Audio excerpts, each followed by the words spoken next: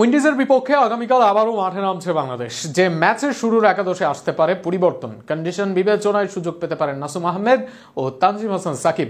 উইন্ডিজদের মরণ কামড় দিয়ে কালই সিরিজ জিতে নিতে চাইবে বাংলাদেশ। উইন্ডিজের বিপক্ষে একাদশে পরিবর্তন ও নাসুম সাকিবের অন্তর্ভুক্তি নিয়ে বিস্তারিত থাকছে প্রতিবেদনে।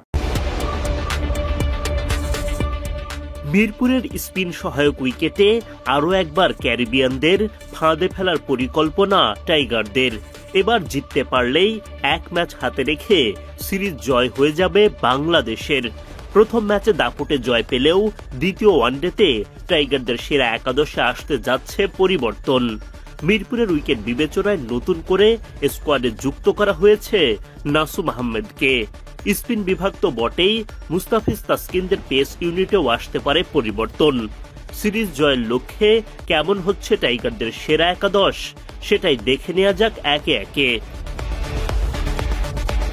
প্রথম ওয়ানডেতে দুই ওপেনার সৌম্য সরকার ও সাইফ হাসান ভালো শুরু এনে দিতে পারেননি, যদিও তাদের ওপরই ভরসা রাখছে টিম ম্যানেজমেন্ট।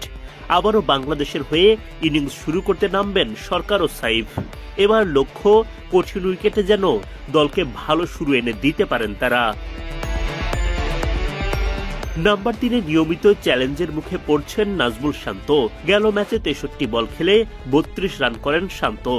উইকেটে থিতু হয়েও ইনিংস বড় করতে পারেননি। সিরিজ জয়ের ম্যাচে বড় দায়িত্ব নিতে হবে শান্তকে।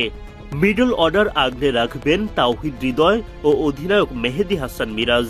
মিরপুরের উইকেটে মিরাজের বোলিং জাদু দেখতেও মুখিয়ে থাকবেন ভক্তরা। অভিষেক ম্যাচে অল্পের জন্য 50 মিস করেন মাহিদুল ইসলাম অঙ্কন।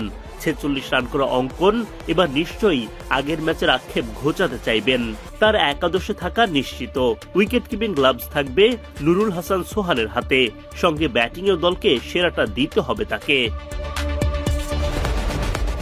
উড়ন্ত ফর্মে থাকা রিশাদ হোসেনের কাঁধে ক্যারিবিয়ান ব্যাটারদের ভরকে দেওয়ার চ্যালেঞ্জ। স্পিন বিভাগে যুক্ত হবেন নাসুম আহমেদ।